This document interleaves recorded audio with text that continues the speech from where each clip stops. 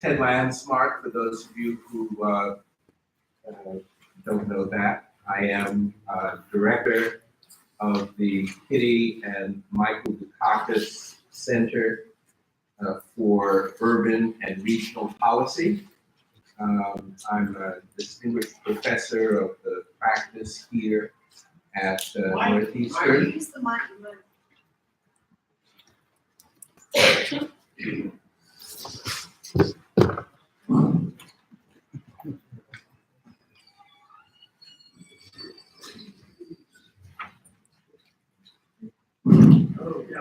Better? Okay. And I, for the past year, have overseen the open classroom, which you are attending this semester. We are focusing on the role of media in shaping public policy.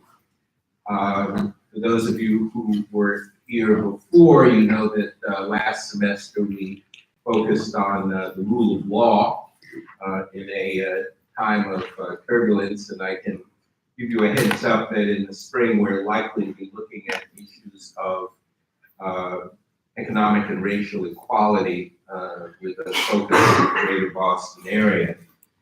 I'll lay out just a couple of guidelines there, less protocols and rules than guidelines of how we would like to function within this context. There are matriculating students who form the core of this class, and there are about 24 students, primarily from our journalism and political science programs. They will be with us for the entire semester. We have them twice thus far, and I can tell you that they are very smart, very astute, quite capable of challenging assumptions, and thoroughly prepared. That should intimidate anyone. They meet for about an hour before we start, and they have their own presentations that they do in our smaller sessions. So by the time they arrive in this larger session, they're primed and ready to go, and I know that they are tonight. Many of them took a look at the news of just the past week and did a great job, I think, of dissecting that. I will note that particularly for this semester, the open classroom has always been a forum where there's an expectation that folks will express their opinions freely. And we certainly expect that this semester as well. I would note that we have always operated with a level of civility in terms of those expressions. We really want to hear divergent viewpoints. That's the whole point of carrying on this kind of public dialogue in a university setting. I won't dwell on that other than to say that there is an expectation that as listeners we will be respectful of anyone who's speaking, and that as speakers we will understand and respect the audience that is here, which is composed both of matriculating students, individuals from around the university, and folks from the general public.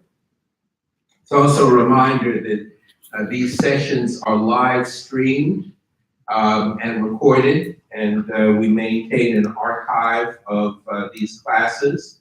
So just remember that when you speak, you are being recorded, and that there's a high probability that your comments will end up being immortal.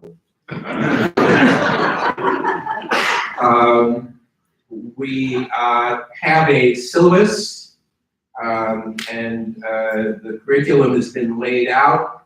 Those are readily available to you. My collaborator and colleague this semester is the head of our journalism department, Professor Donovan Coffman. I don't think that there is a major or distinguished news outlet that he has not been affiliated with at some point or another. He is extraordinarily knowledgeable. You can read his bio. You should know that he has put together the core of our discussions for this semester and has invited our guests. There were questions raised about why these people and not those people. And I would have to say that my answer, which is a general one for this class, but applies particularly for this semester, is that we've learned that we want to try to stay ahead of the news. And we want to try to discuss large policies. But in our presentations, we are sometimes overtaken by events which may occur even on the day of a class presentation. And when we speak to potential speakers about that, sometimes speakers are happy in that kind of format and setting, and sometimes they aren't.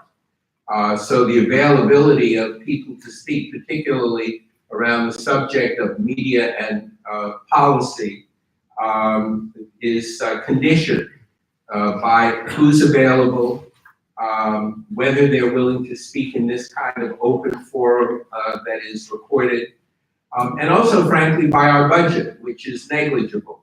A number of people have asked, why don't you invite this person from Chicago or that person from abroad or what have you? We are open to receiving any donations for this program that would make that possible. But we operate with a negligible budget. And so we try to draw upon individuals who are in this area or who are accessible to us. We are eclectic in terms of viewpoints that we want to have expressed. And we have found that sometimes there are speakers with very divergent viewpoints who we'd like to have come in who are reluctant to do so because they believe that we have one or another political viewpoint. As individuals, many of us do have clear political viewpoints. As a class and as a forum, there is no political viewpoint here. And so if there are viewpoints that folks would like to see expressed, we want to hear them. And if there are speakers who you think can express those divergent viewpoints, we encourage you to invite them to at least be part of our classroom dialogue. We will have these sessions in all of the weeks when school is in session. We have tried to schedule around religious holidays, but we will meet if a religious holiday takes place on a Wednesday evening. And we encourage you to take a look at the videos if you have to miss a class. Breaks. We experimented with one or two classes in the past with taking a break midway through this class. We won't do that. Because what tends to happen is that our discussions have momentum. So we will meet for a full, more or less 2-hour time block. At 8 o'clock, we will stop. There's a wonderful little grocery store next door if you need snacks, given that we are meeting during the time period when people might be having supper. Restrooms are on the mezzanine level, just back over here to my left, to your right. Please take your rubbish with you at the end of any class. I'm not exactly sure what the formal rules are on eating in this space, but whatever they are, they won't get applied as long as you clean up after yourself.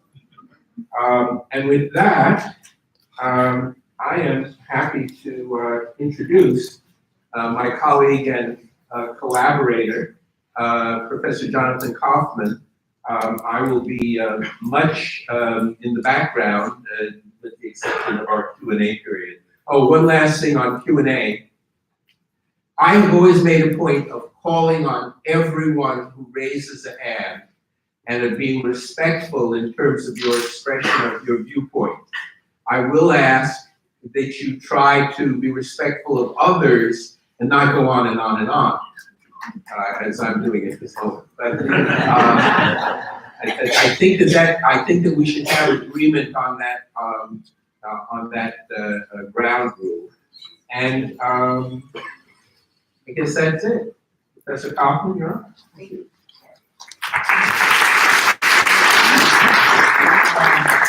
Can everybody hear me okay? Great. Ted's job was to dampen expectations, mine is to increase them. We actually have a terrific lineup of people coming in. The people who are confirmed to come in, starting, next week we're going to be looking at the question of Trump in the courts. We have a guy from the law school who's terrific, who's going to be talking about privacy in the courts and battles between Trump and the press. On the 26th, we have Walter Robinson, who many of you have followed in the Boston Globe, was the model for Spotlight, played by Michael Keaton, and Matt Carroll, who's also on that team. Both of them now teach at Northeastern at the journalism school, and they're going to be talking not just about the media, but about the crisis in the Catholic Church and what's going on with all the reverberations of that Spotlight investigation. After that, on October 3rd, we have Evan Wolfson, who is considered the leader, the founder of the gay marriage movement. He's been winning all sorts of honorary degrees along with Barack Obama, but he's going to be talking about the gay marriage movement in the context of what it means for other kinds of organizing. He's been spending a lot of time advising other groups, looking at the success of the gay marriage movement, and versus, say, other movements such as Right to Life and other things, the Koch brothers, and sort of looking at how those dynamics of advocacy play out. We're going to be doing a session on covering Washington with Dan Lothian, who used to be at CNN, covered the Obama White House, Cal Borchers, who covered the campaign in 2016 and covered politics and media for the Washington Post. Sort of an on and on. Ellen Clegg will be here, the just retired editorial contributor from the Boston Globe. Dan Golden from ProPublica, who's done a lot of investigations into affirmative action, race, and inequality. Dan was the one who exposed the fact that Jared Kushner's father gave $2 million to Harvard just when Jared was applying to college, which of course I'm sure many of us have done. But he will talk about the Harvard case and the broader questions of race and equality. He'll be joined by Margaret Burnham from our law school, who's been just a titanic figure in the struggle for civil rights and race. We will be having some conservative speakers in. I'm working on that. We'll be having some people from Fox News, I'm hoping, who will sort of talk about their perspective. And we're going to be getting some foreign reporting things in, looking at Russia, maybe the Middle East, but also perhaps China. So I think it's going to be a very rich and varied semester. As Ted said, one thing we need to keep in mind is that the news moves fast. And as we've seen with this administration, it moves really fast. So there may be situations where we say, you know what, we had a great plan, but all hell is breaking loose, so we're going to shift gears. And I would underline something Ted said, which is, if you have an idea, and I told this to our students, and I would say it to those of you who are here for the open classroom, send us an email. There's a link on the webpage. Say, can you get so-and-so, or what about this? We've already gotten some feedback along those lines, and we'd like to know that, and we can try to accommodate. With that having been said, I want to acknowledge that Google has changed all of our brains. So we're going to be starting each class with a brief video that kind of sets the tone and brings people up to speed. After this video, I'm going to talk just a little bit about the political and media landscape, so we're all kind of in the same neighborhood before we have our panelists join So let me start first with this video. And this is Zach, who I will be calling up probably every 7 minutes to help. Wave elections against the White House empty way. This is what a wave feels like. It's a blue wave year. This year's midterm elections are all about the wave. Democrats are certainly expected to pick up some seats in 2018. The sitting president's party has gained seats in both houses in just 2 midterms in the last 150 years. Does that mean the Dems will definitely take the House or the Senate? Not exactly. The Democrats may have the wave, but the Republicans have the wall, a substantial majority in the House and a strong economy. So which one will prevail? Consider 3 recent midterm waves. In 1994, the Republicans gained 54 houses. In 2006, the Democrats won 31, and in 2010, the Republicans picked up 63. They tended to share 5 common themes: a low presidential approval rating, intensity in the opposition party, success in special elections, a lot of retirements in the majority party, and a weak economy. So let's look at 2018. President Trump has the lowest approval rating of any modern president at the end of their first year. So check. Intensity in the opposition party? Check. Big check. Special election success? We have shown the country the way that we can be unified. Check. A lot of retirements? Check. 35 so far. But what about a weak economy? Well, no. Not only is the economy doing well despite the recent market turmoil, perhaps even more importantly, people believe the economy is doing well. And that doesn't help the Democratic wave. Even so, by most measures, it looks like Democrats need a riding wave to win back seats in Congress. But will they pick up enough to clear the Republican wall? To take back the House, Democrats need to pick up 24 new seats, in addition to holding on to the ones they already have. They could succeed. At least 6 GOP-held seats are expected to turn over. 18 are considered a toss-up, and 21 are considered competitive. The GOP wall may be stronger in the Senate. Democrats need to pick up at least 2 seats, while the Senate is 26, while Republicans only need to extend 8. The GOP has another thing to strengthen that wall: gerrymandering. Congressional redistricting in many key places favors Republican incumbents. Will that be enough to hold back the wave? Even if the Democrats fail to take back the House or Senate, a wave of victory is likely to wash out some of the Republican power in Washington.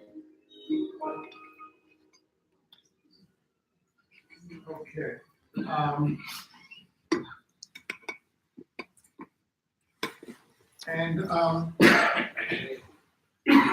Because we're talking a lot about politics, but also about the media, I wanted to sort of start out with just a couple of kind of factoids and points to make about the media landscape. Obviously, all of us are living in a very changed media landscape that existed even 5 or 10 years ago. One of the things I was talking to my students about is those of you who are old enough to remember Richard Nixon, Spiro Agnew, know that the idea of calling journalists the enemy of the people or attacking fake news is not new. This is something that Richard Nixon and Spiro Agnew did extensively in the late 60s and the 1970s. And so I went back and looked at the famous speech that Spiro Agnew gave in around 1970, I think it was, where he denounced journalists as being the narrow nabobs of negativism. And it was a real full-throated attack. What's so interesting when you go back is how he begins that speech. He begins that speech by saying, every day, every evening in New York, 12 men, he says 12 men, sit down and decide what news you Americans are going to get the next day. And he's talking about the heads of the 3 major networks and the New York Times. And I heard that, and I read that, and I thought, boy, if only. That era of the gatekeepers has vanished. And in fact, what we've seen, and as all of us live in this world now, we have access to hundreds of thousands of news sources, some reliable, some not. And what's interesting is how people are beginning to process this. I think initially there was this hope. Yes? Could you just pull your mic up? Oh. Does that sit on? Does that might help? Is that better? Okay, sorry. It was just hard to follow. That's fine. Thank you. So, one of the things when the internet started and when they started aggregating news, there was this fantasy that we'll suddenly have access to all these different points of view, we'll all be better informed. And I think as all of us are feeling, the reality instead is that we're all completely overwhelmed and completely swamped.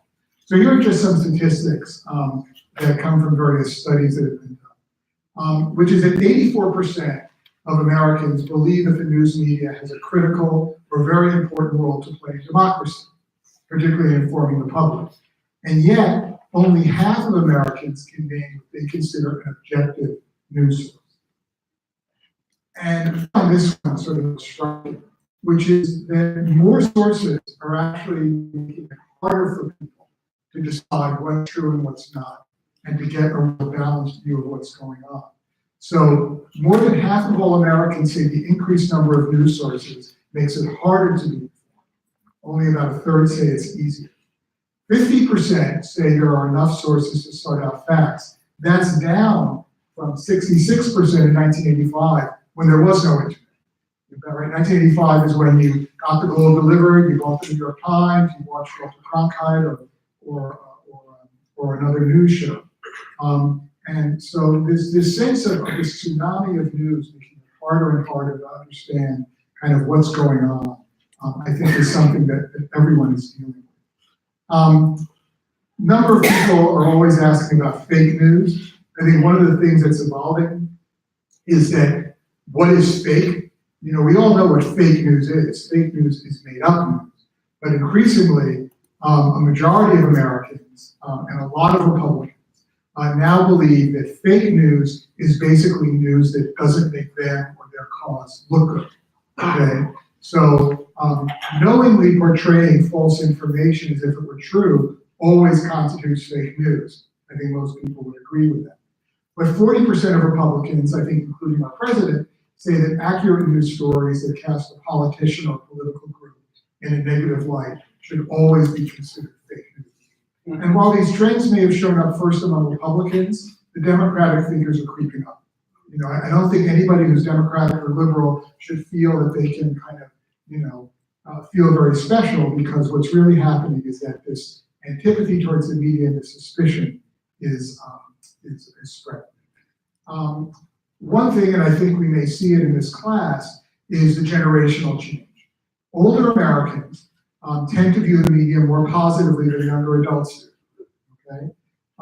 Democrats trust the media more than Republicans. This is something I've been struck by in our students, which is that increasingly young people assume the media is going to be biased. They don't believe that you can be objective, and they look at the media through a very different lens than maybe many of us who are, over 50 were brought up.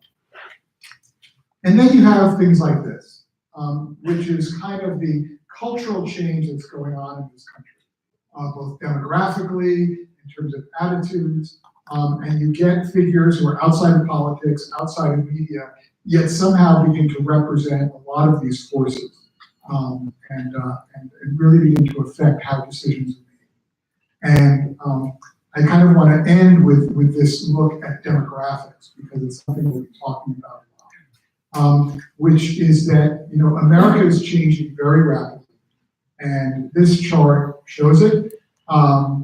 We're kind of in the middle right now, a little bit to the right of that. The percentage of whites is declining, the percentage of minorities is increasing, and Nike's decision to back Colin Kaepernick over the objections of the NFL, and many Republicans, and Donald Trump, is in fact rooted in this democratic change that Americans, millennials, are projected to surpass baby boomers as the largest adult population next year, if the baby boomers here want to feel a little old. 44% of the millennials are of a race other than white. For post-millennials, which are the students that you'll see here, that's even harder. It's 48%. And for post-millennials, people under 10, it's 50%. So America is looking very different, and that's affecting both media and politics. And to see what the impact is on politics, look at these charts, which are, this is what the 2016 election would have looked like if fill in the blank had been the only people who voted. right? So if people of color had been the only people who voted, Hillary would have won in a landslide. If only women had voted, it would have been a closer election, but Hillary still would have won. If only men had voted, Trump would have won in a large landslide. Whites, Trump would have won. White women, more divided because there are class differences. College-educated whites, the white working class, and white men. I put this up in part to show not only the division in the country, but the kind of landscape that politicians are looking at, which is the fact is no one group can dominate politics these days. Anybody who's running for office has to figure out how to cobble things together. Now, obviously, there are certain districts, congressional districts, or states that are overwhelmingly one way or the other.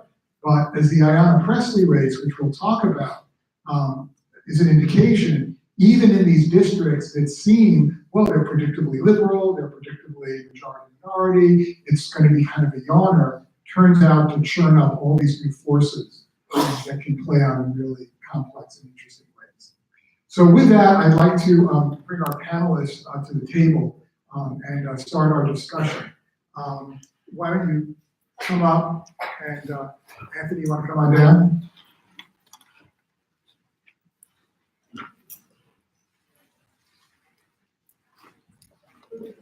In front of the microphone.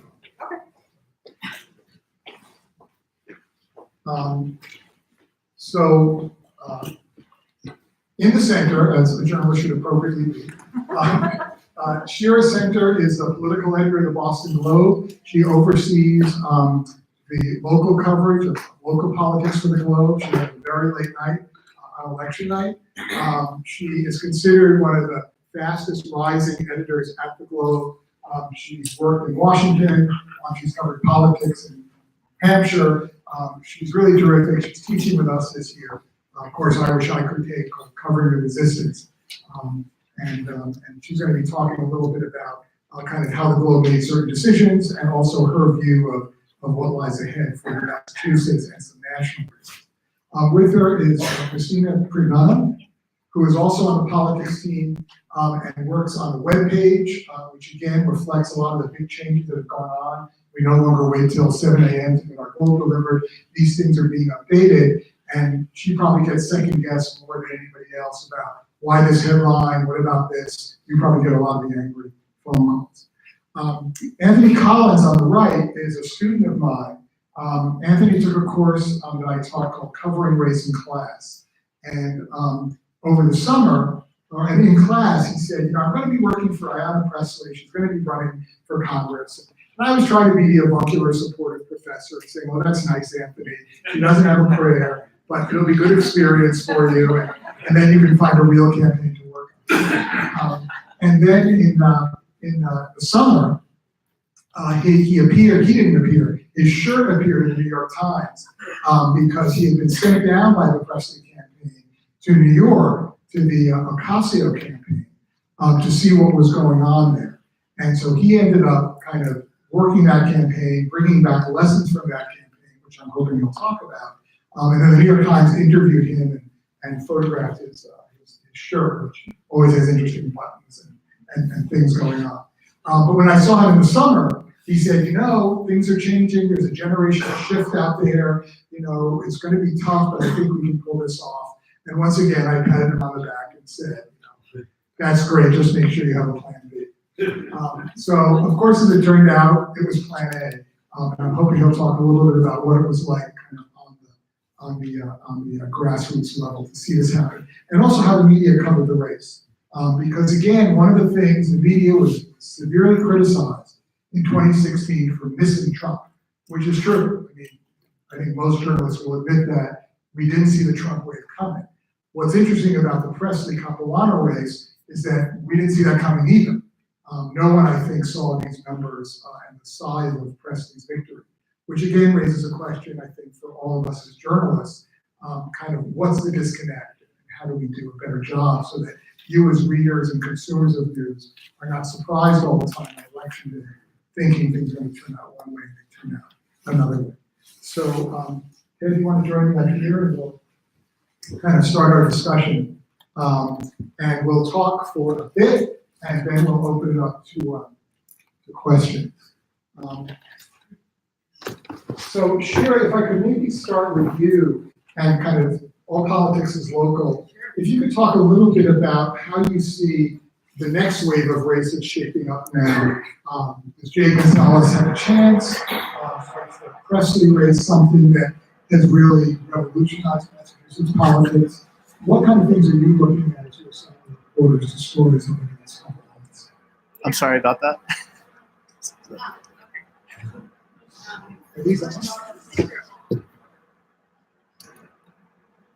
Can everyone, yes, you can. Terrific. So let's start with the Presley race first, and then we can go on to the fall. We definitely saw this as a race. We covered it as a competitive race. Ayanna Presley, unlike Alexandria Ocasio-Cortez, is everyone here familiar with her story and how she won? Great. Sort of. Okay. Well, there have been a lot of comparisons between Alexandria Ocasio-Cortez, who beat Joe Crowley in New York in June for a congressional seat in the Queens area, and Ayanna Presley's campaign with Mike Capuano here in Boston. And while there are some parallels, I think some easy parallels, they're actually two really different candidates. And that's in part because Ayanna Presley has been on the city council for several years. She was the first Black woman to be woman of color elected to the city council. So she's been on our radar for a while, and she's been in politics even longer than that in Boston. She worked for John Kerry, she worked for Joe Kennedy II. She's a known quantity. So while some people really characterize Alexandria Ocasio-Cortez's victory as out of the blue, that was not the case on election night for us. I don't know if anyone would have said she would have won by 17 points. I think that was surprising and unpredictable, but people generally knew her as a political person who could give Mike Capuano a challenge. It's just a question of would she defeat him, and I don't think anyone would have seen 17 points coming. So I just want to make sure we draw those distinctions. Like, was it out of the blue? Not completely. Was it surprising? Absolutely. And what does that mean for the fall? I think it is an incredible sea change moment in Massachusetts politics for a couple of reasons. First, she is the first woman of color to be elected from Massachusetts to Congress. That's an incredible accomplishment and a first for the state. Some would say quite overdue first for the state. I think beyond that, though, Massachusetts politics, despite its liberal reputation, in many ways is not very liberal. There's a conservative Democrat establishment in a lot of pockets of the state.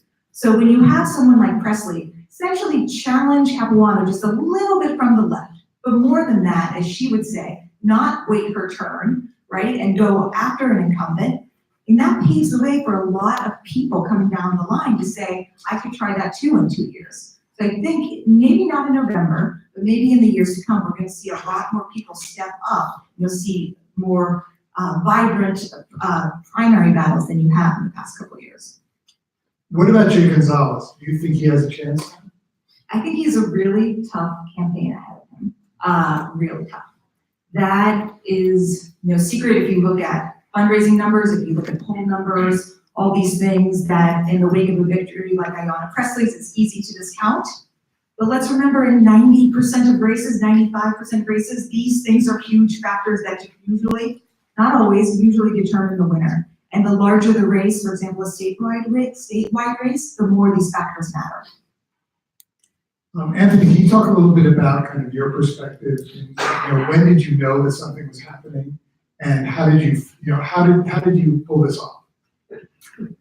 So honestly, I started on the campaign in March when I met Ayanna at my Ward 10 caucus, and I knew in that instant that we were going to win this campaign.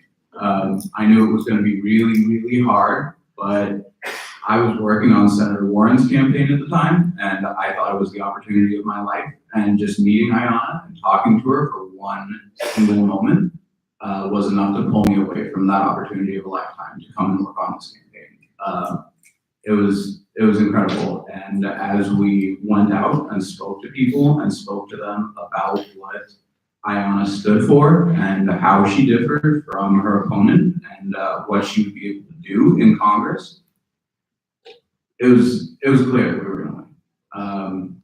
I think that I was always asked about the poll numbers. We were consistently like 13 points behind. And every single time someone would ask me, I would tell them we're doing terribly in the polls, and I do not care at all. So, yeah, I was pretty confident. I was pretty confident the whole time, except for on election night as the polls closed. So speaking on behalf of maybe, older white liberals in the audience, what was so wrong with Capuano and why, how did you address that question? Because I think this is, a friend of mine said to me, the real battles in politics are not between Republicans and Democrats, they're between Democrats and Democrats.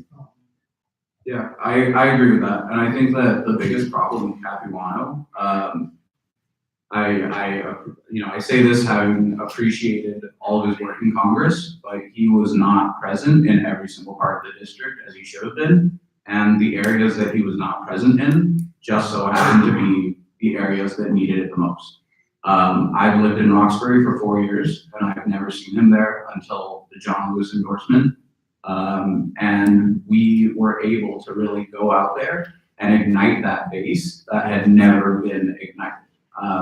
From what I saw and what I heard on the campaign, he was openly willing to basically forfeit votes like the student vote and like votes in Roxbury because they traditionally did not vote. And I think that that was something that I learned on Ocasio's campaign, was that every single vote needs to matter, but the votes that really, really need to matter are the ones that don't usually vote. Let me ask a question. Let me ask a question. Gentrification has changed the demographics of many of the neighborhoods that are in the district. How did gentrification impact on this race? Yeah, we ran a story on this. The summer, yeah, we ran a story about the change in Somerville. Mike? Can you hear me? Yes.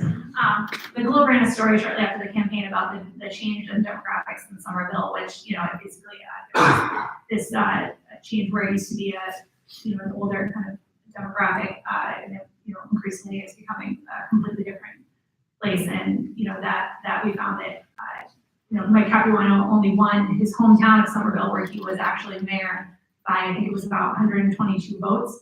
And that was the area that was actually supposed to not only, be a bulwark, but it was supposed to completely, overcome whatever, the votes that Ayanna Pressley may have gotten in Boston. And we found, after all was said and done, was basically she, for all intents and purposes, beat him in Somerville as well. He only won his precinct by 44 votes. But he did win parts of Chelsea and Everett, which you could argue have not been gentrified to the extent Somerville has been gentrified or parts of Boston have been gentrified. Christina and Shira, could you talk a little bit about what it's like covering politics in the media now? And I'm not sure what you want to compare it to 3, 4, 5 years ago, but can you sort of give us an inside look about how you're making decisions and how your jobs have changed and kind of what you think about when you're making your decisions? Yeah, go for it. I would say there's much more feedback today with your readers. You hear from them much more directly than I would say you have in the past, and I would argue that that's a very good thing. We're as you mentioned, I write a lot of headlines for BostonGlobe.com. I'm the homepage editor, and so I do hear quite a bit about if the story, the way we decide to frame it, if that is something that our readers disagree with, we hear from them in force immediately. And I really think that's I've always felt that I would rather hear more perspectives than fewer perspectives. And so if I'm hearing your readers' voices, or our Twitter mentions or on Facebook, or, sometimes they call us, that's much better. And I think that, potentially, and that's something that's changed dramatically in journalism, where before you did get people calling the newsroom, but most of the time one person may be taking those calls. And yeah, you might hear from the person who took the call, or you might not hear from the person who took the call, but it is very difficult to ignore what's happening when everyone has such a large voice on social media. I would say the pace is just totally different. I think it's even for someone in my position who doesn't deal with every twist and turn of the Trump administration, but yet we're affected by it because we always have to check favor and see how he's reacting to various things out of Washington. I would say the pace is just frenetic, and it was not that way. And part of it's just the news cycle, a fully digital news cycle, and part of it is the current White House, which is just whiplash when it comes to news coming out of it. I would say that, and I would also say, just because of the sheer shock value of a lot of things coming out of Washington, you have to be very careful as a news person not to become numb quickly to a lot of it.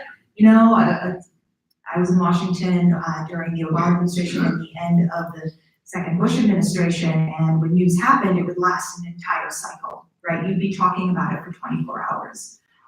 That's not the case right now, and I think because it's always coming at you, you have to be careful, first of all, with yourself, but also with your reporters and with their stories, that you're not becoming numb to the gravity of the larger situations. Given that frenetic pace, do you, as people who are engaged with traditional major media, feel that what you write has any impact on electoral politics?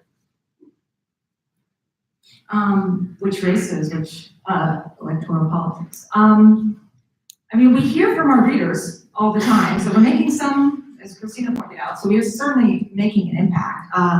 Again, I oversee local politics. I do feel like we're making an impact. I can point to specific stories where legislation was changed, or one of my favorite examples is one of my reporters figured out with a youth group in the JP Roxbury area that TD Garden had not been paying charity payments to schools for like 20 years. I think some people might remember this story, right? So I think there's impact on local politics. It's still there. I think a lot of it does get buried in a Trump news cycle, right? He is so dominant over so much news. A lot of that stuff, I don't think gets enough attention.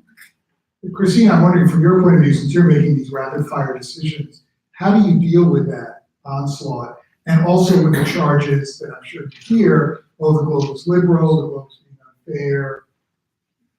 And you're having to decide this every 3 minutes probably. Yeah, we actually do it in a matter of minutes, and you know, it's a good example, just because it happens so frequently, is how we deal with Donald Trump's tweets kind of on a daily basis. You know, at first it was actually really difficult to kind of, as Shira's point, measuring what's actually, you know, going to matter in the long run, which is, you know, basically noise. And, you know, we had at first a good example of times we actually kind of messed up was, you may remember in 2016 that, you know, Donald Trump it was in September, and he was told everyone he was going to address this Obama birther controversy.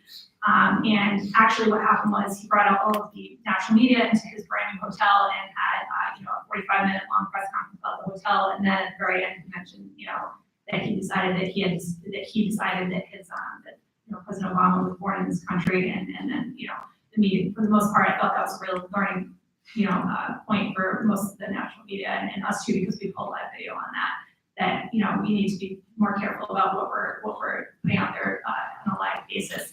And, you know, for now, I think what like we've learned is that, you know, we're more likely to live stream the Sarah Sanders press conference, for instance, because that's an opportunity for the press to directly challenge the administration.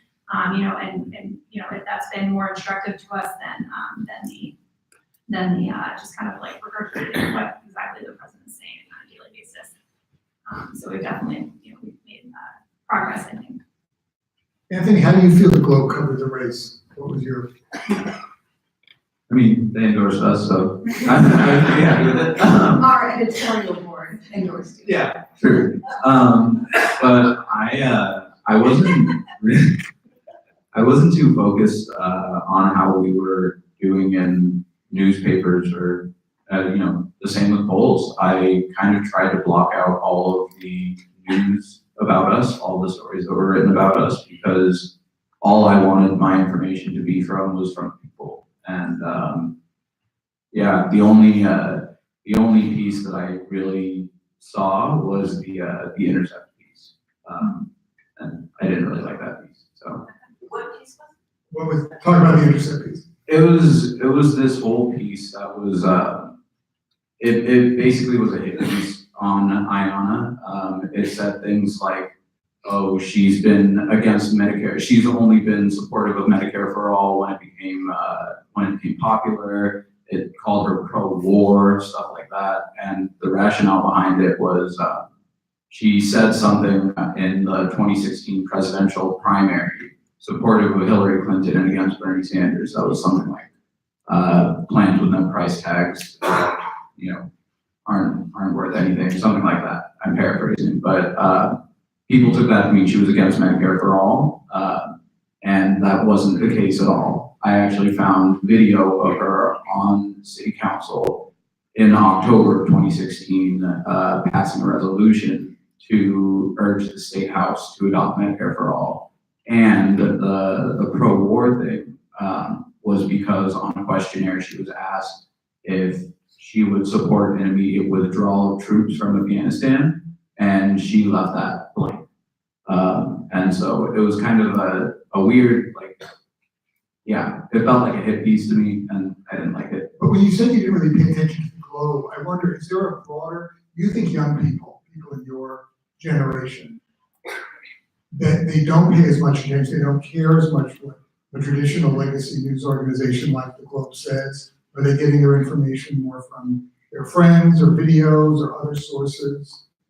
Yeah, I think, I try to read the Globe as much as I can, but I'm a student. I'm really busy. I don't always have time to do that. And so I think that, the best way to bring the news to people, to inform them of what's going on, is to literally bring it to them where they live. And that was something that we really tried to practice. We would go out in places that were really, that had really heavy foot traffic. We would go to everyone's house. We really made it our goal to bring this campaign to the people and to not try to get people to come to us. Sharon, Christina, do you think, or does the Globe think about how to reach this generation that seems more disconnected or more relying on social media? How do you balance kind of the traditional watchdog and kind of things we've always done with this challenge of an audience that is maybe more diverse and spread out and doesn't have the same habits of even 10 years ago? We think about it constantly, right? Just had Nike up there before, right? This is the future market for us, and contrary to our profit margins, we are in the news business. But it's a really tough nut to crack, because the generation that frankly is my age or younger, they don't want to pay for news. They've grown up in an era where they didn't have to pay for news. The idea of paying for a subscription to something is not how they look at seeking information. So it's really tough, and we are not the only news organization that has this issue. We are not at all. But we do, Christina can speak to this much better than I can, we do make great efforts to reach out to different audiences on social media. I mean, at any given day, you are proofing all kinds of content on Twitter, Facebook, please. Yeah, I mean, we spend quite a bit of time there, and that's actually one of the things that's, I would say, a primary focus of my job is just trying to make sure that we're writing in a way that people want to read it now. So, that, and a lot of the things that I produce for my team's desk is very short. It's meant to reach people at this moment, and it's supposed to be accessible in a way that, we're trying to keep things conversational and very, things that will then resonate with people on social media, because a lot of the folks that we're talking about are, they see us fly by in a feed of tons of other things, and so if we have a headline that may be for a really fantastic story, but at the same time it kind of reads a little bit dry on social media because there's no context except for that one headline. One of my jobs is to make sure that headline will be something that you understand what you're about to read when you click on it, and I think that's a big part of it. Making sure that we're functioning correctly on social media. Okay, I'm going to open up to questions in a minute, so you can start thinking about what you want to ask. Let me ask Shira, putting her a little bit on the spot. As of now, and things obviously can change every day, what's your sense nationally of how the midterms are going to look when we wake up the Wednesday after the election? The caveat that this is a crazy time and anything can happen. And I would have said that 10 years ago, but now I really mean it. This is a very unpredictable time. And so I used to cover House and Senate races quite closely when I was a reporter in Washington. And this has all of the hallmarks of a white election year, right? Almost every single one, check, check, check. The historical context of the party not in power in the White House stands to make gains. You have this special election, canaries in the coal mines. You have polls, you have numbers, you have shifting demographics. Really, every check mark you could on the list to indicate we're headed towards a wave election year is there.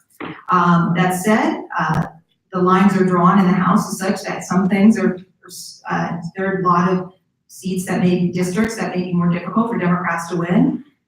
Still, it's hard not to see right now how Democrats, if they don't win, don't come really close to taking control of the House. A lot of these districts that they're fighting in are suburban districts that either voted for Hillary Clinton in 2016 or where Trump's poll numbers absolutely sunk. The Senate is a different story. That is much harder for Democrats to win. It's just a tougher map. To give you some idea, there are 26 seats held by Democrats up for elections here, 9 held by Republicans. Right, and a lot of those seats, many of the seats are that Democrats currently hold are in states that Trump won. You're really looking at 2 different maps in a way, is one way to think of it. Everything has to go right for Democrats in the Senate on election night for them to take control of the Senate. Everything. They have to keep seats in Arizona, Florida, to keep seats in Florida, Indiana, Missouri, North Dakota, which is a really tough one, and then West Virginia, right? And then they have to win a seat in Arizona or in Nevada, right? That's very difficult. It's a polarizing time, and it's not, if you're a Democrat running in a heavily Republican state, and you're a moderate Democrat, I think that leaves you open to potentially being voted out. So I agree with you on that.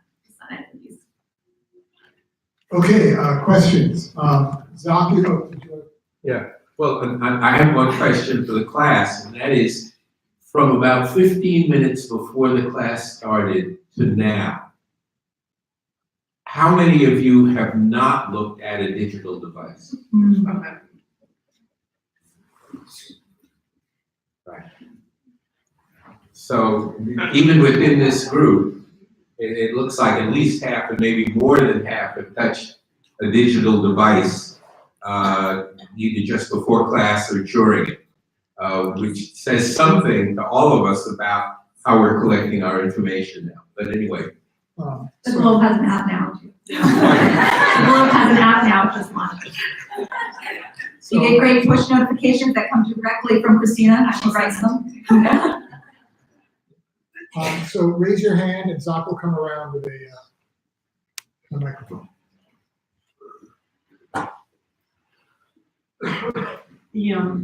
The Presley race in Carolina and the governorship race in Florida, Dillon and Graham, in my mind, it raised a real issue, and that is the issue between the candidates who are safe, in a sense. The Democrats do that for a candidate who won't lose, as opposed to the candidates who are new and fresh and exciting, but on the other hand, can also incite the other side as well. And so I'm wondering, sort of, what you think about what the Democrats ought to do. And let me just say one more thing. It's the difference between Joe Biden running, where Joe Biden is a guy who nobody dislikes, very, very safe, and then somebody a lot more progressive, Elizabeth Warren. That the Democrats have to make that choice. And I think in Presley's case, they made a choice of this, of the new face. I understand not completely new face, but the exciting face, different face. He did that in Florida. And the question is overall, you could help the Democratic Party. I think that it's really going to help the Democratic Party. I think that you know, presidency is one thing, and then we do have to have a conversation about that, but I think that when it comes to the legislature, it's long overdue that we elect progressive candidates, and when those candidates come along and they're able to pull people out to vote, I think that that will eventually lead to a much more progressive candidate for presidency. So I think that it's a long game, but I think that overall, you know, I truly believe that if people learn what being a progressive is, in the United States, there are more progressives than there are not. And so if we can expand the electorate and ignite the base, we will win. Sure. I think in the short term, there's a lot of energy for candidates like this, and it will benefit Democrats. And then what we've seen in history is the pendulum swings the other way. What follows a lot of these wave election years is a year that flips it totally the other direction when there's energy on another side. So I think depending on which side you're on, you could see it as 2 steps forward, 1 step back, or sometimes it's 2 steps to the left, 2 steps to the right. But I think long-term, things move very slowly. I agree with that. Sorry, can I just say one thing real fast? So I agree with that, and I think that one of the goals that we really had as a team on the Presley campaign was to not just build this as a one-time thing, but to build this as a movement. And so one of the things that we did was we would invite volunteers into our movement building trainings, where we taught them what we wanted to do in the long term, how we were going to do it, how they could help, and how they could get more people involved, so that we could really create that long-lasting, sustainable movement to elect more progressives in this area and further. I mean, I think one thing that's interesting that I've noticed is Democrats actually Democrats, you know, I don't think we had a very good campaign in 2016. What's interesting with the midterms is it seems to me they're kind of bifurcated along the lines that you discussed, that in the blue districts, you know, the heavily blue districts, they are moving more to the left. So you get Presley and Capelwater would be an ideal candidate to run in Ohio, or in Minnesota, or in some of these swing votes. And it appears that the Democratic establishment is kind of recognizing that. And so they're nominating, you know, Doug Jones type candidates in the Midwest and districts like that, allowing left-wing candidates to kind of surface in these blue districts, and then they'll figure it out after election day when it comes to the presidential. The other thing, there's 3 numbers I wanted to share with you. I think they're right, correct me if I'm wrong. The 3 numbers for the Presley race were 55, 60, and 100. My understanding is Capuano's people assumed that 55,000 people would turn out to vote. That was kind of their universe. They were figuring 55,000 people would vote. Presley's people were hoping for 60,000 because they were going to turn out more people in Roxbury, Dorchester. 100,000 people voted in that race. So once you do that, you scramble everything. And so I think that's kind of the question people are asking in places like Florida, Texas with Beto O'Rourke. You know, these waves come in different forms. And if a wave allows you to bring in people who had never voted before, then that could kind of throw everything all over. Yeah, I want to hear from the panel. Sorry. Oh, sorry. We will get to everyone. Oh, okay. I have sort of a 2-part question. When part of this came out of talking with John O'Brien Jr., who was here last semester, for the demographics where the millennials and post-millennials, for whom the model of the presidency is Barack Obama. So say that their awareness starts when they're 13, 14, and for 8 years, their example of a president is Barack Obama. And in the compare and contrast, they're now being exposed to a Trump presidency, and they're conceivably making some choices or reacting to that. How much do you believe that might be a part of anything that might happen in 2020? And the other thing I would ask is, how hard is it going to be for somebody who's a minority vote electoral college president to hold on to a vote that will get another minority vote from the populist vote, but to gain another electoral college vote in that way. Christina, Sherry, you guys have a question?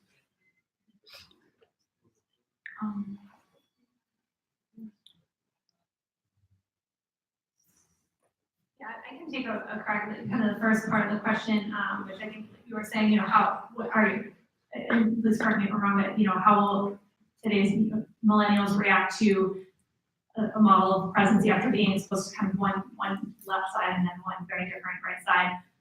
And I think one of the things that kind of comes to mind is this whole idea of politics sort of becoming a time when there's a lot more entertainment that kind of people look at it, and I think I think Donald Trump does that in a way that makes people, it's almost like you can't stop looking away from him, and I think that's becoming something that other candidates might be, mirroring in a way where, you get these candidates who are coming in and trying to make quite a bit of noise, to get attention, and, Donald Trump has done that, and I think that, that could be a potential that could continue in the future as well, for better or for worse. So I used to think after the Trump presidency, voters would want the most boring president in the world, right? They want someone who made no news and who did a couple conferences a year and nothing to see here, move along kind of situation. I don't think that anymore. I think the appetite has changed. And Obama, as you point out, is a part of that too. People want politics that excites them, that makes them feel passionate, right? And I think we've come to the point where our generation expects an emotional reaction from their politicians, maybe in a way that other generations did not. I don't know, but I think as a result, sort of when you're searching for that charismatic figure, the 2020 Democratic field is just going to be massive. It's going to be a lot like the 2016 Republican field when everyone and their mother was running. I was running our New Hampshire coverage at the time, and there were 21 candidates, and I had a big chart on my wall, and I crossed one out every time they found out, because there were just so many, and you have to keep track of all of them where they were. But the Democratic field, I think, is going to be really similar, because the party, in many ways, is finding its way in the wilderness right now. And because there's no heir apparent and there's no decision inside the party right now about which direction they should go, you look at Nancy Pelosi's fight to keep her seat as a prime example of that. Because of that, I just think the field is going to be all over the place in 2020. As to your question about the electoral college, I'm not totally sure I understand it. Are you asking whether there'll be another president who wins the popular vote but loses the electoral college? No, who wins the electoral college, Mhm. but loses the popular vote, which is what happened in 2016. Right. Can that again be replicated? Because I believe that's a difficult trick to make happen. Well, I mean, didn't it happen in 2000, right? So it's happened before. I think as long as the electoral college is part of the system, which I have every reason to believe it will be for the foreseeable future, then I think it's possible. If I'm not understanding, please let me know. Next, yeah. Yeah, also just in response to your first question, what I found myself asking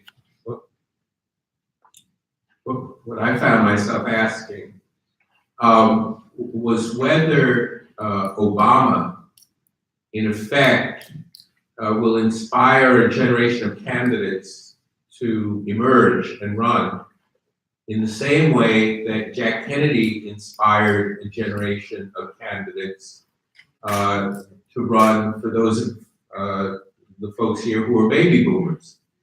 I mean, he set a certain kind of standard of engagement and essentially progressive politics.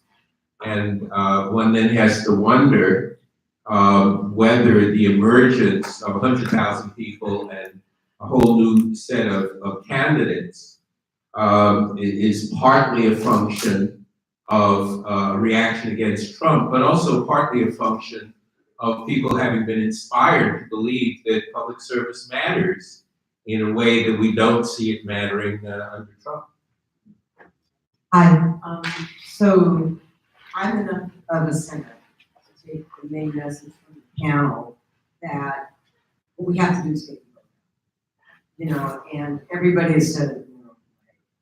And so I'm sitting in the captain seat in Massachusetts, thinking about where to get the vote out. And I would like your perspectives on things like swing left or your phone banking for someone in Georgia, or there's a local huddle group that's bringing women candidates from other states, like Texas, Laura Underwood, and we're helping to support her financially.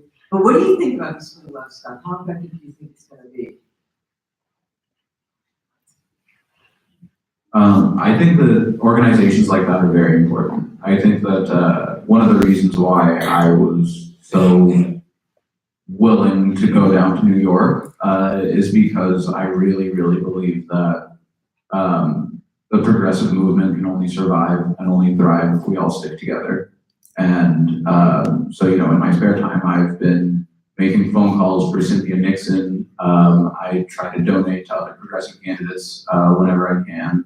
I guess the heart of my question is how effective is the panel with these sort of elections? And is it worth the time and effort and money? Yes. How about others?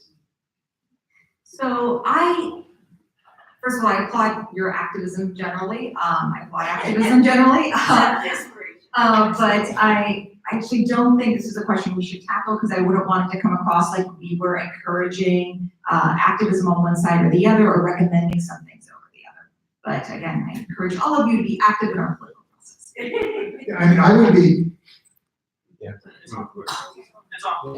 would be analytical and kind of point out that, you know, in Massachusetts, obviously, there's a lot of energy behind Democrats and liberal candidates. And everyone was all excited, like, oh, Barack Obama's going back on the trail. He's running for his third term against Trump. This is going to be great. Little notice is that George W. Bush has also decided now to break with precedent. He's also going out on the trail to work for Republicans. And obviously, the Republicans have access to a lot of money. They're mobilizing now to help Ted Cruz in Texas. The Koch brothers are trying to, you know, find candidates they can work with. So I think that both sides are being energized.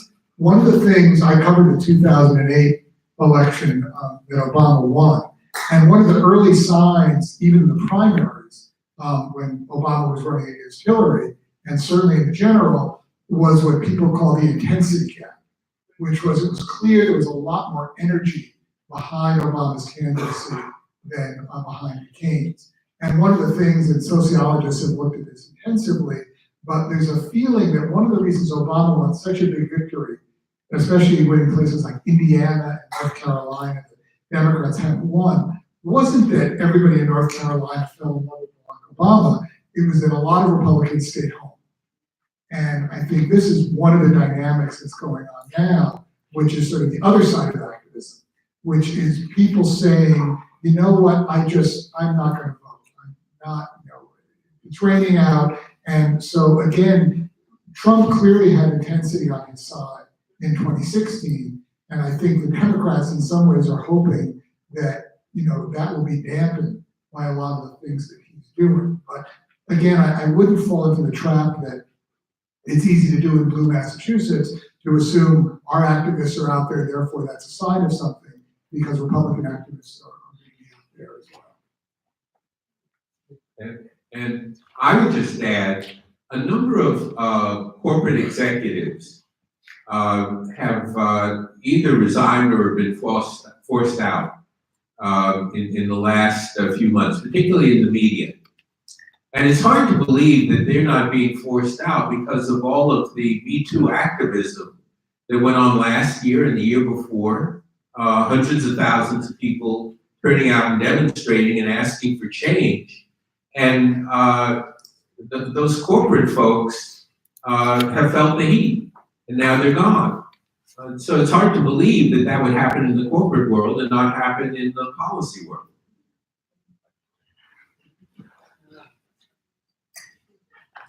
We'll move over to this side of the room next. Go ahead. We see you. Is it on? It's on. Okay. I'd like to have the panel comment on what I see is the passivity of the Democratic establishment in this election to stand up, especially given what we've seen from Trump's treatment of the media, to stand up and with a full-throated defense of the progressive movement and causes here, downplaying this wave. This wave would be so enormous, it may be historic. Just anyone taking a look at this right now.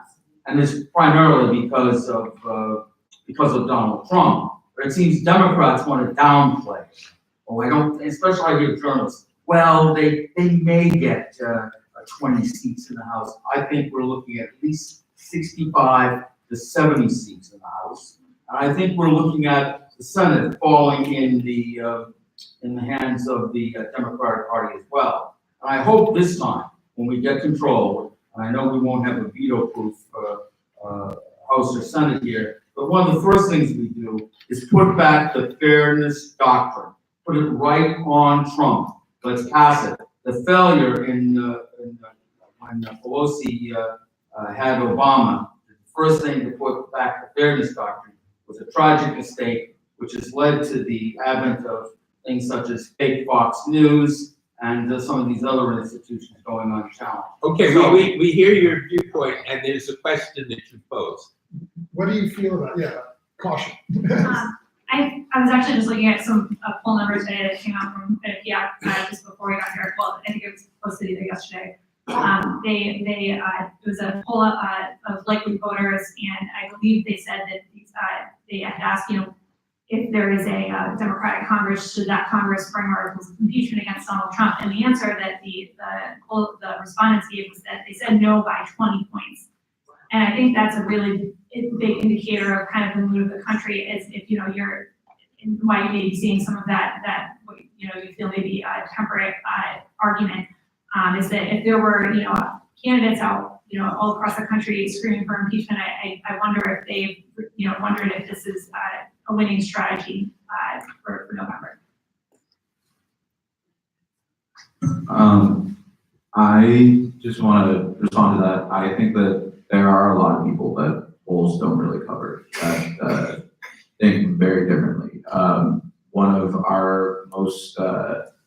of the things that we found was most effective with people was talking about Ayana's stance that we should abolish ICE, and polls showed that a very, very small majority of people in the Senate were supportive of abolishing ICE, and we had a different story than that. So I would take that lightly. Let me actually say this, sorry. The 7th District of Massachusetts is not at all representative of the country. This is the most liberal district in the state, and according to demographics. And I think the rest of the country, it would probably be quite hesitant to see Democrats seek a full-throated impeachment in the House, because it's, first of all, unprecedented. I think that actually scares people. It does. I think there's also a feeling among Democrats in charge in Washington that impeachment might not be the way to go politically, because then Trump could potentially become a martyr for the right, and that opens up a whole other can of worms. Can I just ask Riley? Riley, you had a polling question. Yes. When this polling started to come up, so. Jojo, okay, do you want to ask it? My question's unrelated to polling, so. Let's do polling first. Yeah. Yeah, sure. So hi. Sorry. I had a question regarding polling. So as we've seen in 2016, a lot of the polls were off. Obviously, a lot of people missed the president's election, and then similarly in recent elections, it seems like polling has been off. I'm just wondering what you can possibly think about polling, whether it's still valuable, because of different things like the landlines aren't a big thing anymore. I saw a New York Times reporter the other day tweeted a really low response rate from younger people responding to phone call polls. Is there value to them? Do you think we should continue to use them, or are they becoming obsolete in today's politics? Thanks. I would say it depends what you're polling. totally depends what you're polling. I think some very useful polls for us are when we poll issues in the state. We work with a couple of universities to poll when we ask them when we ask people or likely voters what they think the greatest issue facing Massachusetts is. I think the right track, wrong track is a good indicator as well. I think they're useful for a lot of things. I think in primaries, they're extremely difficult, especially in primaries where you have, and by the way, the poll that showed Presley 13 points behind, that was not a Globe poll, right? I'm not defending our own polls. But it's very difficult to poll in a primary when there hasn't been a primary in that district for a long time. So you don't know what the demographics are very well. You don't know who's going to turn out. And it's also an urban population with a lot of cell phones, which is something else you brought up. That's another factor that makes it really difficult to poll in a district like that. I think in general, the polling is at a crisis point. It's really difficult to be a pollster these days, and it's more difficult in some areas of the country than others, and it's a lot more difficult in some races than others. 13. I was just gonna say that 13-point poll was also taken in August, which I think was one of the things that people pointed to as being maybe not the best time because you want to do it closer to the election. So I have a question that's directly related to the Globe coverage of Ayanna Pressley's campaign. So we've seen a lot of victories that have come as a surprise to a lot of people recently. And the day after Ayanna Pressley won, there were images printed in the Globe that did not depict her, but rather depicted other people celebrating her victory. And I was wondering what effect something like this what you think the effect of something like this is on the message of a candidate and on politics in general, especially when sources like the Globe are the people that are giving us the information on what has occurred on election day.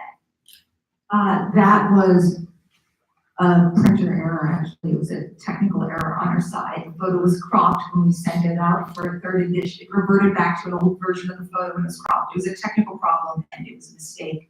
I believe we had an apology in the next day's paper and ran a full-scale large photo of Ayanna Pressley, full head, everything, in the next day's paper. She won. She deserves to be on page 1 for that alone. And I think we apologize for it. So it was a technical problem. I'm sorry about it. Yeah, excellent panel. Thanks everyone. I'm definitely not a progressive, just in the interest of full disclosure. You want to come up here? Thank you for coming. And I'm going to continue to come. Donald Trump is an enormous gift to the Democrats. The most important statistic that we saw in the initial video was that roughly 2/3 of the country believes that the economy is good. That's an extraordinary number. And if Donald Trump were not such a pain in the butt and a fool, the Republicans would be able to pound and pound and pound the economy's success. The other point is that there have been two elections in the 150-year history where the in-power party did not lose seats.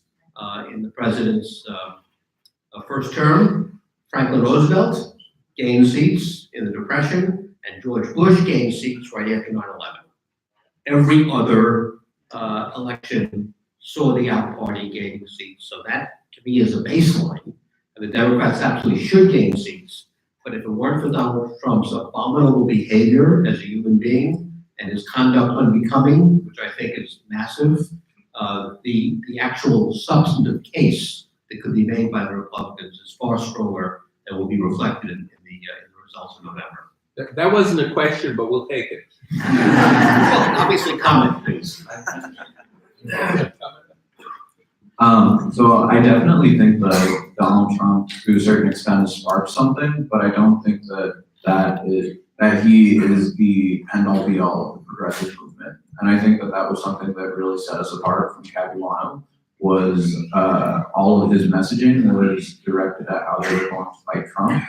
And Ayanna really talked about how the disparities that were, enhanced under Trump were there before him. I remember in our class, we actually talked about this. The statistic that came out in 2015 that in the city of Boston, a white family, the median net worth for a white family is $247,000, while for a black family, it's $8.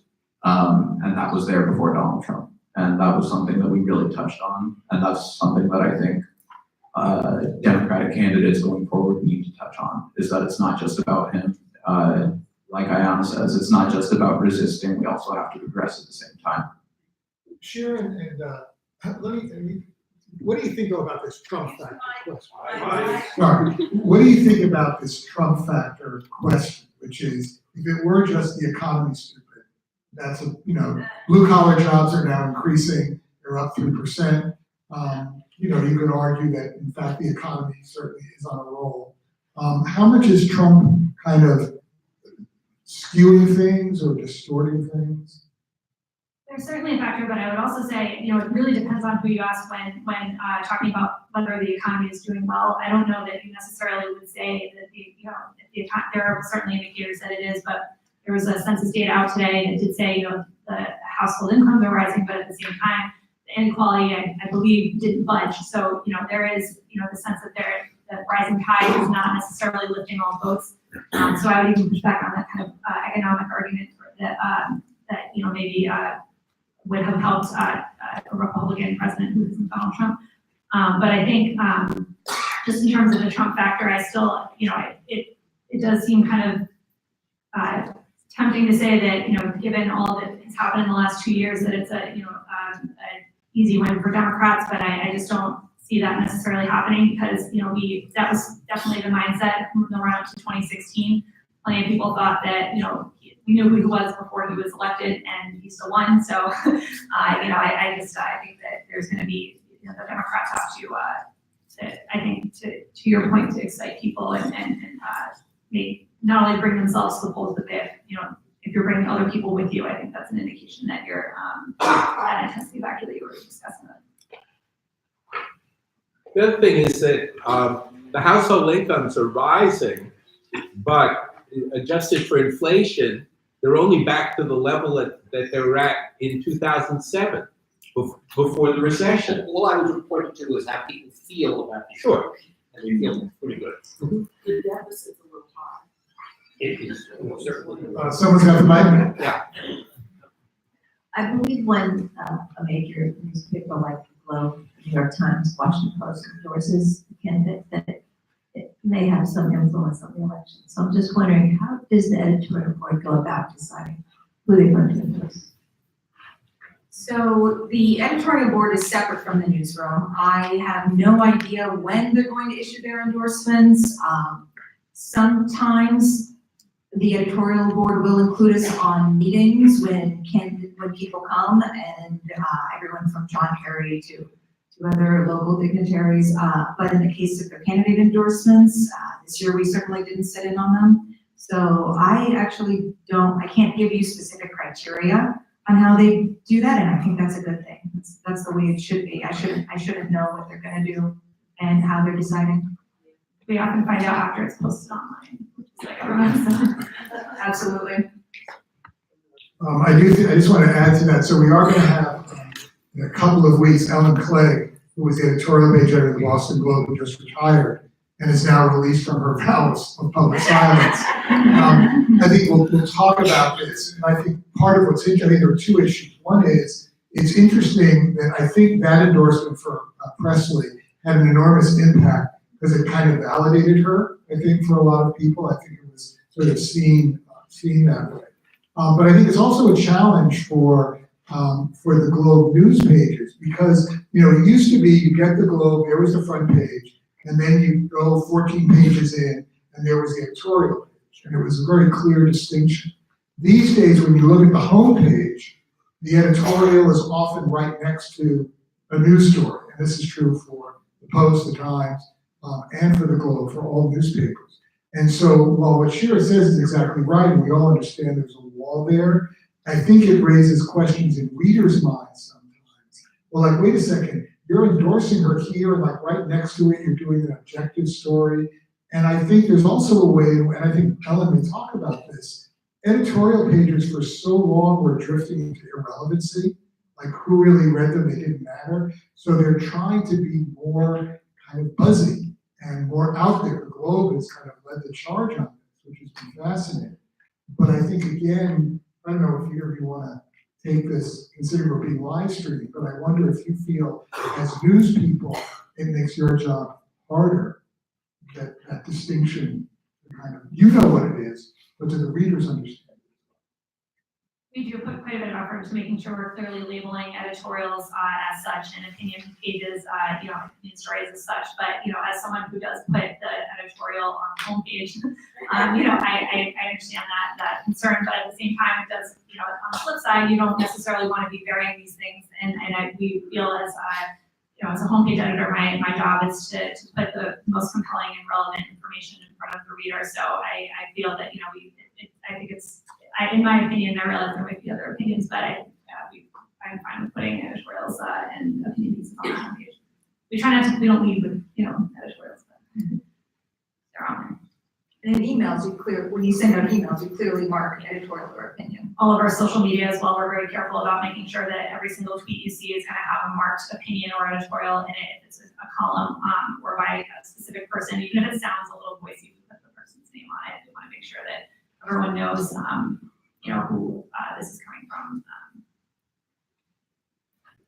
I want to continue the Globe question a little bit. I've been reading the Globe for 40 years, and I guess Thank you. It's getting thinner and thinner. And I guess I would raise the question that I often encounter in very subtle ways in news stories. Some you've generated, some you've picked up and are carrying. What, to me, as a liberal like most of the, with one exception, people in this room, feel to be still some bias and bothers me, I guess, as an old-fashioned consumer of news, from what I would like to think of as Boston's newspaper of record, and somebody who usually listens to media like the BBC. And I would cite, not as a printed example of this, I'm talking about clearly stuff that's not on the editorial page or op-eds. As an example of this that bothered me recently was the two pictures, one in particular, of Massey in the Globe, one of which just portrayed him in such a different light than Gonzalez that I felt it was biased, quite frankly. Less subtle than some of the, little references. What did the picture look like? It showed him sort of turning sideways and putting his jacket on and not looking at them. Gonzalez had a, conventional picture of looking at the audience, looking engaged. It was, perhaps you all will remember the picture, but he was sort of turning to the side, looking aside, and it was just a very different image. I'm a visual person, that might have something to do with it, but it really struck me. But I've been struck by this same issue, subtle little things, and that I read it and I think, oh gee, I wish they had an editor. That's the only reason I wish they had an editor. But that there would be, that this wouldn't have happened years ago. Somebody would have caught whatever this comment was and say, no, this doesn't belong here. It's editorial. That's my comment. So are you referring to the Massey Gonzalez profiles that ran on the front page below the fold, that duo? There was a pair of pictures, and it happened, there were actually two pairs, and I felt it in both pairs.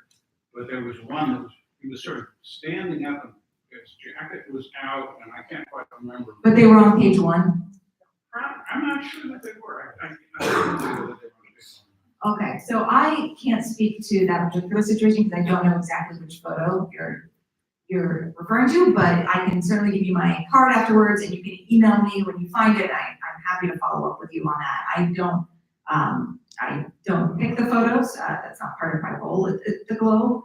But I can tell you, we make great efforts, especially in the closing weeks of the campaign, not to show any kind of bias towards one candidate or another. And that's why you'll see when we ran profiles of Massey and Gonzalez, of the galvanization of Crescent and Capilano, we either do it on the same page and make sure they get pretty much the same treatment on the page right next to each other, or they be in the same spot on the page one day after another. So we do make a lot of efforts, editors do take a look at it to ensure that we are not seeming like we're favoring one candidate or another. But I'd be happy to take a closer look at the example you're mentioning. Please come on down afterwards and I will follow up. There was a time not too long ago when it came to national news where there were a number of You hold it. there were a number of major newspapers that provided national news in this country.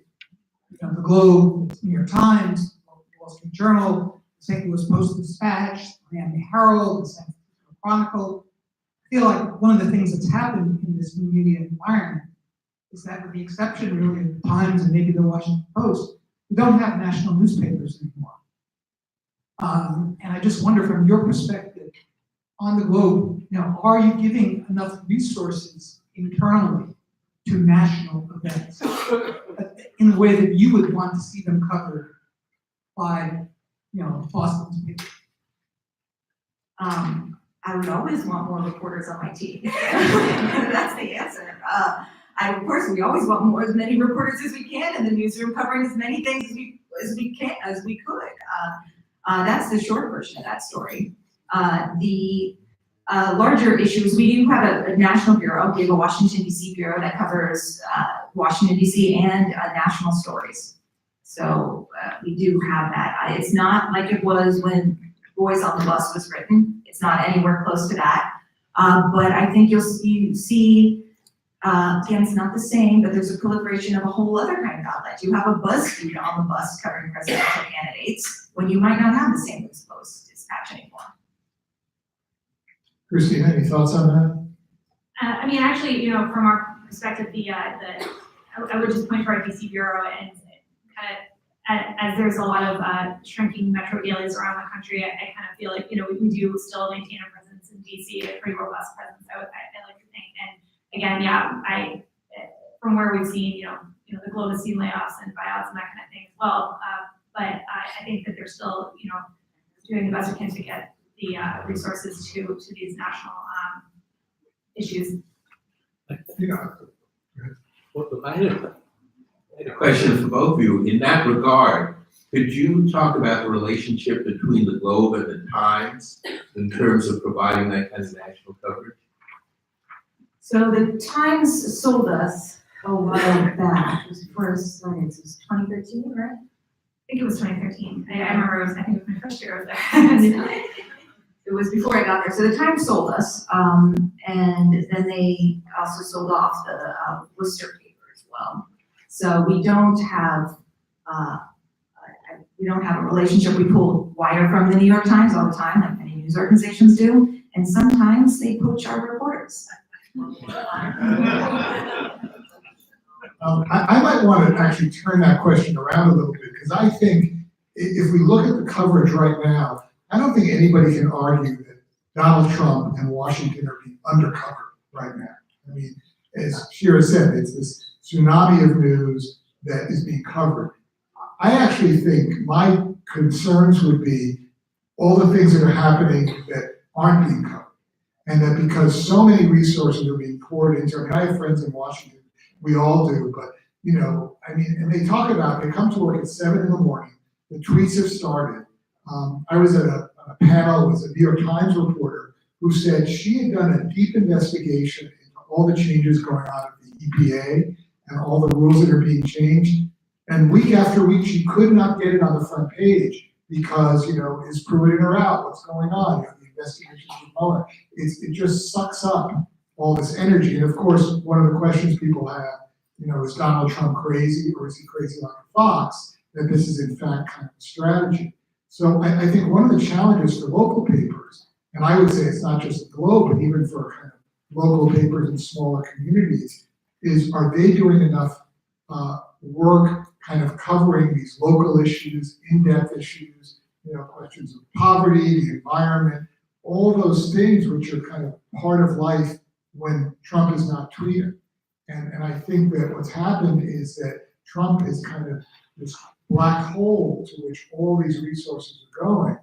And I think that we may look back and say, you know, I think Politico has now started something that's called While You Weren't Looking, which is basically like the 5 things that happened that week that weren't covered. So I think that's part of it. The other thing, in terms of local news, not even the global, I mean, we are so fortunate in Boston to have, you know, a major national newspaper, one of the 4 or 5 best in the country, 2 NPR stations, and fairly robust local news. I mean, you go to places like, you know, where many of us have worked over the years, Chicago, Miami, Philadelphia, these are like news business.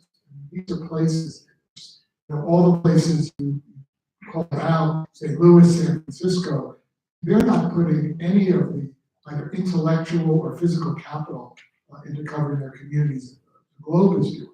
But I think that's something that newspapers are struggling with, which is, you know, who's covering kind of the under the radar stories that the Globe Spotlight team has always done, that the Globe Metro section has always done.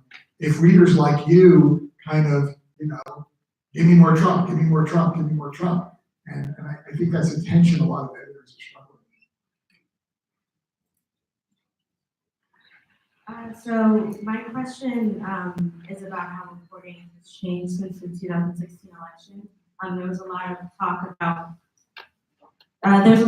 about how newspapers hadn't seen the win coming because they hadn't done a good enough job talking to people and getting those stories aside from just polling. So what kind of changes are happening within the newsroom, or what has stayed the same in terms of how you report on elections or report on the stories within the community? I think in terms of polling, 2020 and even now 2018, we look at polls a whole lot differently. I mean, even when you did massive aggregates like the New York Times did, and they, you know, predicted a Clinton win with 75% certainty or something until about 11 o'clock on election night, when that flipped in the other direction completely. I mean, I think people, reporters and me in general, look at polls differently, and we take them with them like an entire container of salt, not just a grain of salt. I think that's a big difference. In terms of talking and reporting on parts of America that maybe were not included in 2016 coverage.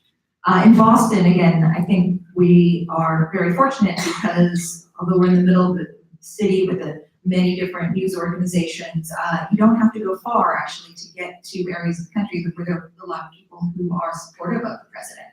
And we went up to New Hampshire a lot over the course of the 2016 campaign to talk to people up there, where New Hampshire launched Trump to the front of that primary field with 25% or something like that, because the field was huge, but still.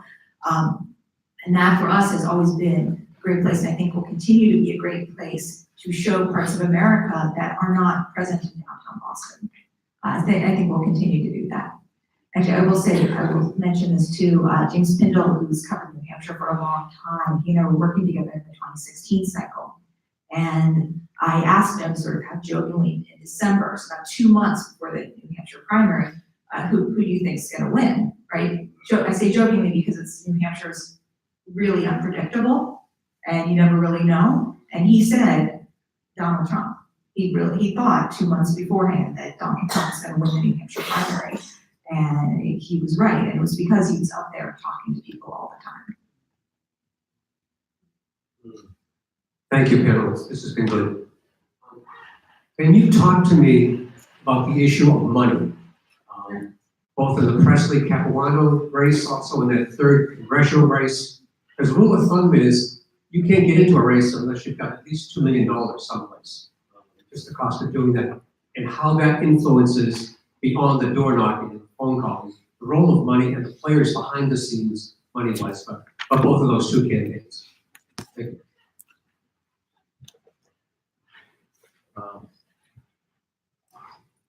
So I can't really speak to the funds of the Presley campaign, but I think that we're coming into an era where money doesn't matter as much in politics as it used to. one of the phrases that I've heard, more often than not, that I will never not live by is that signs don't vote. You know, the things that we spend money on in campaigns, they don't vote. We need to have people who really believe in the candidate, who are willing to take time out of their day because they want to make a difference.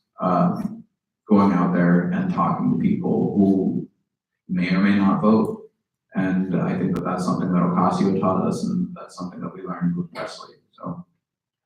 Sure, Christine, what's your sense of that in the state but also nationally? I'll just mention the 2 million figure really quick. That is how much it would cost, I think, to run a house race, not a Senate race, but a house race in a highly competitive district next to, or on the outskirts of a major media market. There are a lot of members of Congress who are in safe seats who can raise like 200 grand every 6 months and maybe $500,000 a year, which in Washington is not that hard. A little effort into it, and you're a congressman or congresswoman, and they don't need that much money.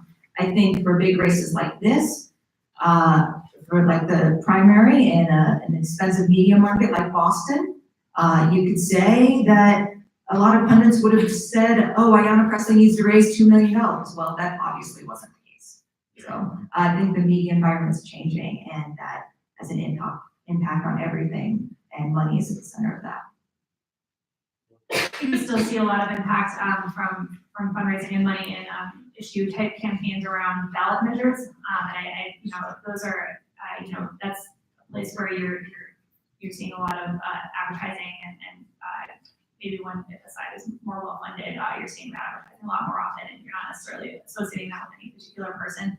You're just seeing the message that the advertising, you know, is giving you. So I would put that caveat in that. One thing that I also think is interesting is that I think in the next couple of cycles, at least when I talk to people who are on campaigns, we're going to be seeing changes in campaign strategy. So for example, phone banking, right? People calling, saying, you know, voting. I think, you know, because people don't pick up when they see a number, because people don't have cell phone, they don't have landlines, I think, you know, maybe only 10% of those calls work. So I was talking to one campaign person who said, what they want to do the next cycle is to have you come in. If somebody who is the activist here who's going to work with a swing left person, come in with your cell phone and call your contacts. In other words, it's not going to be a phone bank, but you call your contacts, your name pops up, and then you make the pitch for your candidate. So I think the campaigns, and maybe Presley and other campaigns are already thinking of this, they're trying to figure out ways to deal with this environment. Yeah, one of the things that we did to combat that, because we also realized that phone banking is not the most effective. We found this app called Hustle that lets you make a script and then loads phone numbers into it, and so it just texts them. So it was, we were literally just hitting a button and it would automatically text like 100 people asking if we can count on their vote, and that was something that we thought was really, really effective. I got like 5 of those on the night before the primary. Not from Presley, but from other campaigns. Yeah. It's watch your cell phone. They're very annoying. Primary. I mean, this was a factor in Gilliam's victory in Florida too. Text messaging was a driving force in a way it hadn't been. Iwaka Gray, our tech columnist, wrote about this. I recommend looking it up. And I got about 4 Tapuano door hangers in the last 2 days. Going back to talking about the local media, what has happened to the Herald under its new ownership? The Herald, have you folks kept track of the Herald and how it's? You know, we've seen some layoffs at the Herald, so it's and I believe it's pulling out, they're moving to Braintree, so it's you know, it's certainly shrinking a bit, which is unfortunate because I think we're all better served by having more perspectives in the city. Competition is good for everyone. I think 2 newspaper towns are better, have a better news ecosystem. And I'll just say that when I worked in the mayor's office, we all read the Globe every day, of course, for a lot of in-depth reporting, but we were afraid of the Herald. Because we would say internally, you do not want to try to implement a policy that's going to put you on page 3 of the Herald in a negative way. And by and large, with the Globe, there's a level of, I mean, the Globe can be very hard on people, obviously. You know, the Catholic Church piece is a perfect example of that. The work you've done with the state troopers, a range of other things.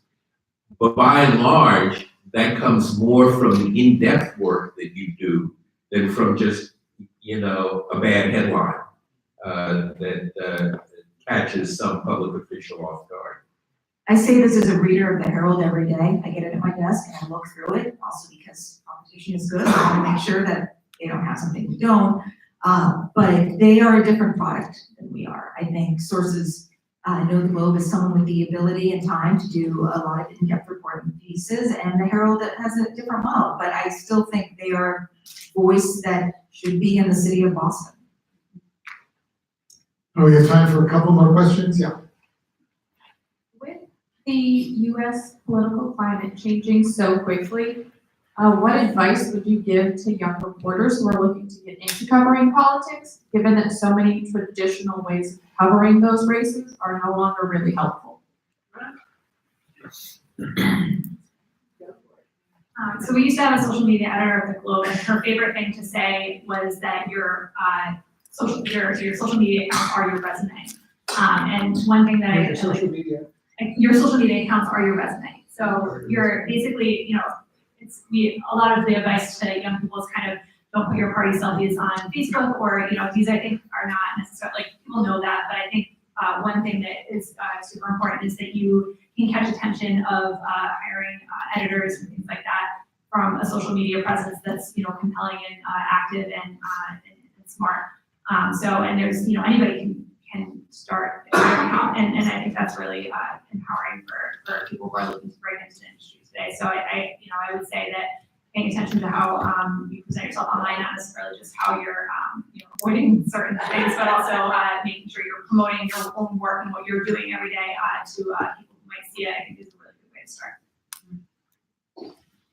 So when I started in journalism, there was a well-trodden path of going from your local paper to, after covering education or night cops, to local politics, to going to the Washington bureau of that local paper, and then maybe if you had enough scoops there and broke enough news there, you'd eventually get picked up by the nationals, right? This was the way you became a national political reporter.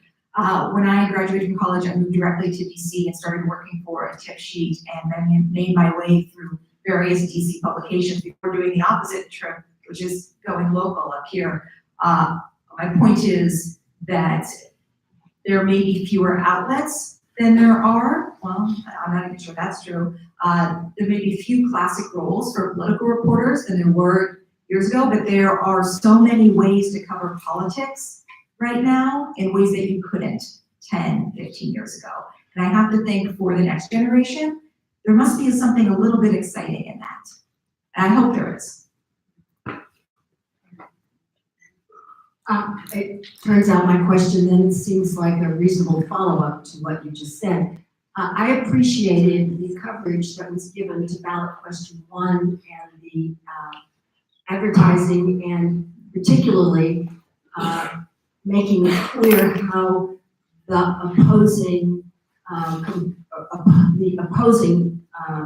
advocates had used names that were clearly intended to either confuse or not. I'm not so sure, but anyway, what my question is then, finding stories like that and then having the resources to pursue them, it seems to me is one of the great challenges when you are also at the same time trying to resist the tweets. And so I'm interested in knowing if you feel that as media, you can initiate and pursue questions like that or issues like that. Could be, the money in politics mattered, as it applies across the board in different ways. I'm not interested, I'm not trying to give you examples, but I do feel that we appreciate and it is very important to have some entity that's willing to take on those kinds of questions and educate the public. And I'm speaking as a lifetime member of the League of Women Voters, where we think voter education is a primary mission, and it is why we want more people to vote. We want them to be informed voters. But I just feel like those are the kinds of things that must be challenging for news organizations these days. Yes and no. First of all, I applaud your activism as well. The League of Women Voters does great work. The reporter who wrote the story you just described about number one on the ballot initiative, I believe, is a healthcare reporter. So she actually is not, unless she does it in her spare time, it's certainly not her job to watch everything Trump tweets. So I think that's an advantage that the Globe has, because it's large enough that we have a dedicated healthcare reporter who knows the issue really, really well and can write a story like that, as opposed to having someone who maybe sort of covers it and swoops in and writes it very quickly, which is what a lot of news organizations in metropolitan areas of Boston size or even larger have right now. I think we're quite fortunate in the scheme of legacy news business, and I'm not just saying that because of my employer, right? We do give reporters the time for the right story, right? For the worthy pursuit to dig into things more deeply. And our leadership knows that's the value we bring to Boston. Okay, well, I want to thank, Christina and Shira are probably two of the busiest people in Boston right now and until November. And I really want to thank you for taking the time. And Anthony, he's actually awake after this intense campaign and coming and sharing their views with us. And that's all we can do. We will see you next week. We'll be looking at Trump reports and what's going on from Kavanaugh on downward. And thank you very much. And, yes, sure. Also just want to say, because there is a November election coming up, if anyone is not registered to vote, I have voter registration forms on me. It's really important that we get the student vote out, because that made history this time around, so.